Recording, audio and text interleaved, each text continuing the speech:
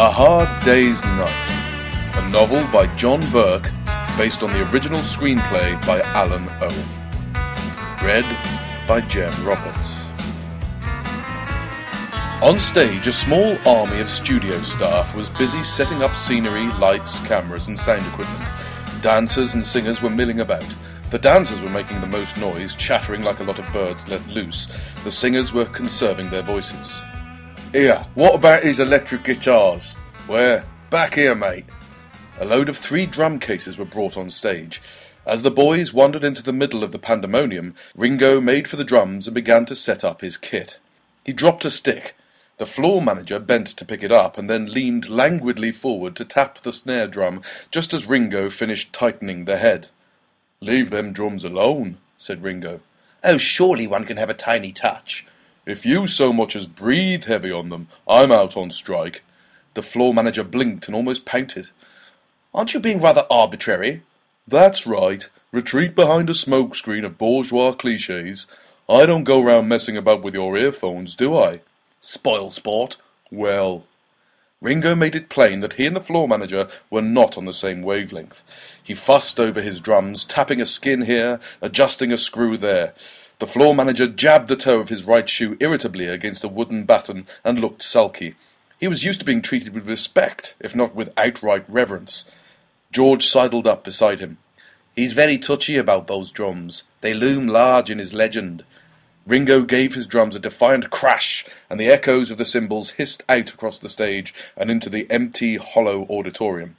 John and Paul hurried over. "What's up?" "He's sulking again," said George. John went closer. "I'll show him."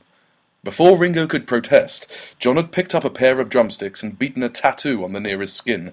Ringo answered him defiantly with a complicated roll. They began to improvise a duel. The studio technicians walked round them, paying no attention whatsoever. They were hardened by a variety of shattering experiences. That is, only those who were hard enough not to shatter remained in the job. Even when Paul plugged in his bass guitar and began to steer the group into something less chaotic, but driving and forceful enough to lift the dust off the balcony seats, work went on uninterrupted around them. The number put them in a good mood. They felt relaxed, ready to go into rehearsals whenever they were called on. They waited for the director to appear. When he appeared, it was obvious that he at any rate was not in a good mood. He came storming down the ramp from the control box under the dress circle. When he spoke, it was with tense, exaggerated calm. "All right, I'm sorry. Let's hear no more about it. If that's your opinion, you're probably right. Look, if you think I'm unsuitable, let's have it out in the open. I can't stand these backstage politics." There was nobody beside him or behind him. His speech might have been addressed to some attendant ghost. By the time he'd finished, he was standing in front of John. John was never one to fluff a promising cue. He said, "Aren't you turning to black and white this whole situation?" "Well, quite honestly, I wasn't expecting a musical arranger," the director's voice was heavy with sarcasm, "who would question my ability picture-wise." "I could listen to him for hours," John said to the others. The director's sad, nervous face expressed a range of emotions in quick succession, most of them too ill-defined to be described with any certainty. You just knew that in a crisis he would scream and put his hands over his eyes, and that such a crisis was not far off. "Heave to," said Paul. "What's all this about a musical arranger?" "Mr. McCartney Sr.," said the director. The very idea was enough to produce a giggle. Grandfather appeared down the ramp. "Paulie, they're trying to fob you off with this musical charlatan, but I've given him the test." The director winced, then steadied himself. "I'm quite happy to be replaced," he said bravely. Grandfather was scornful. "He's a typical buck passer." "I won an award." "A likely story," said John. "It's on the wall in my office." It probably was, too, one for a 20-minute documentary on ritual marriage among the Patagonian Indians. At this moment, Norm came on stage with a large cigar in his mouth. Norm, having seen the empty plates and the empty bottles, was confident that the ladies and gentlemen of the press had enjoyed themselves and would go off in a good mood, prepared to say all sorts of nice things, which made Norm, in his turn, feel good. "Hello, Harlot. Everyone happy?" The boys turned and stared at him. The director blinked a neurotic eye at him. The floor manager silently mouthed a few words which he had the sense not to say out loud. Norm sized up the situation. All right, he said hastily. "If you don't need this lot, I'll lock 'em up in the dressing room till you do." Please do. Gratitude dripped from the director. I'll not need them for 15 minutes, thank you. He glared at Grandfather as he walked away, and they heard his complaints fading into the distance as the floor manager nodded dutiful sympathy beside him. Get me a bottle of milk and a packet of Oblivion. Oh, it's a plot. I see it now. It's all a plot. Norm led the boys backstage, producing a key as he went.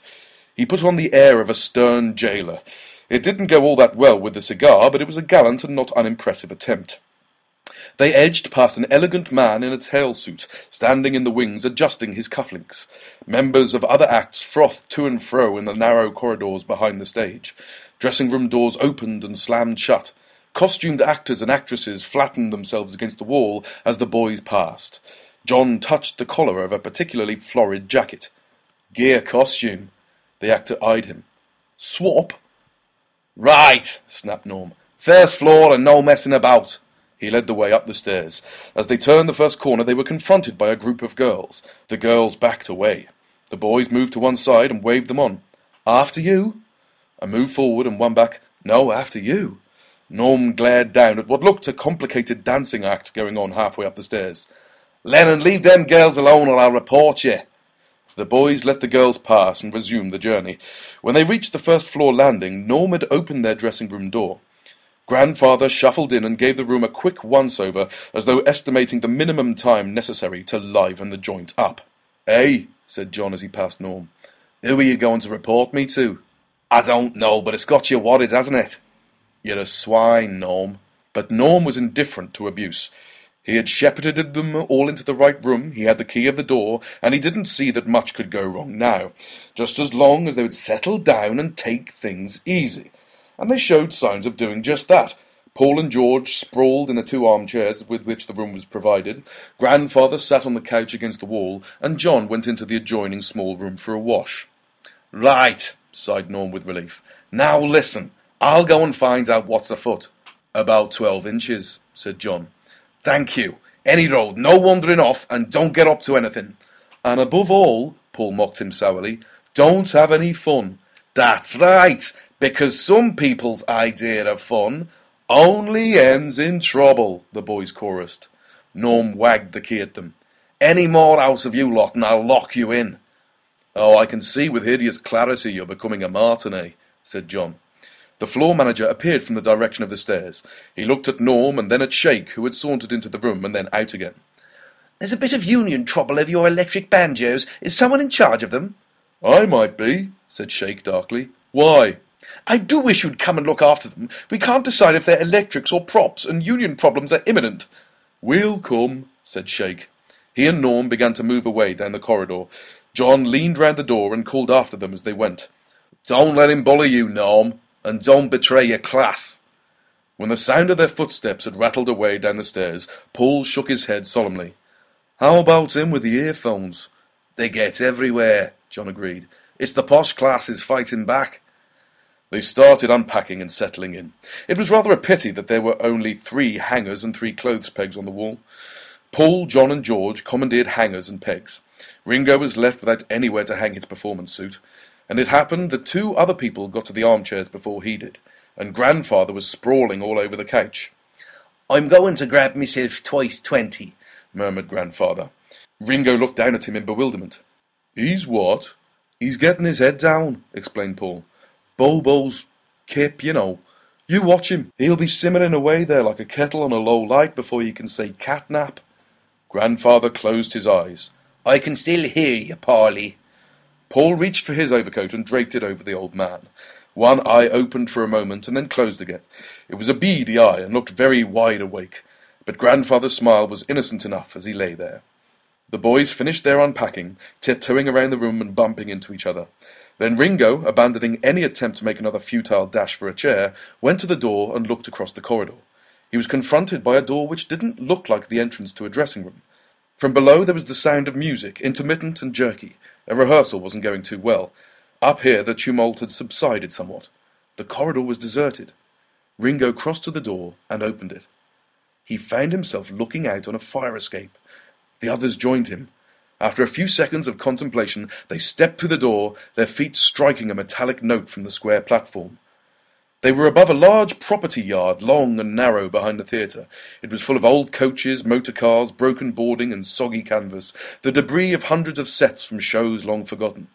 A couple of tracks had been maintained through the piles of heaped junk, but one good shove from either side would have obliterated them with fragments of wood and metal. Paul led the way.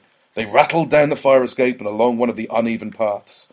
There was a smell of damp and rust. At the end of the yard was a door.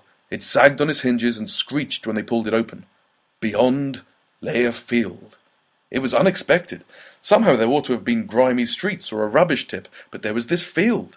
It was not very green, and the houses and walls piled up once more on the far side, yet it was a field, open and empty. It was the first time they had been alone and unconfined all day, and there was a feeling of release in it. Yesterday had been hectic from start to finish, and today had started out pretty fiercely. Now there was a minute in which they could breathe. The field was no vast rolling meadow, it was hemmed in, but not hemmed in by people. For once there were no cameras and no voices issuing orders or getting hysterical about where they should stand and how they should show their profiles and how they should sing. George let out a whoop and began to run. "We're out!" Paul followed him in a crazy zigzag course across the short grass. Before they knew whether they really intended it or not, they were playing a fast, furious game of soccer without a ball. Ringo was goalkeeper, George the referee. John had his name taken by the referee. Paul took a penalty kick and Ringo dived away from a non-existent ball across a non-existent goalmouth. "I suppose you know this is private property?" The voice from the outside world froze them in their tracks. A voice they had never heard before, and yet somehow a voice they'd been used to all their lives. The voice of the man in charge, the growl of the dog in the manger, the sound of petty authority and niggling ownership. A different accent from that of the arrogant man in the train, yet in some way the same voice. The interlude was over. There was a shadow on the grass. People like that always cast long, dark shadows over everything. The boys exchanged rueful glances and, under the eyes of the burly man at the edge of the field, mooched back towards the gate. John was the last to go through. He turned to the man. "Sorry we hurt your field, mister."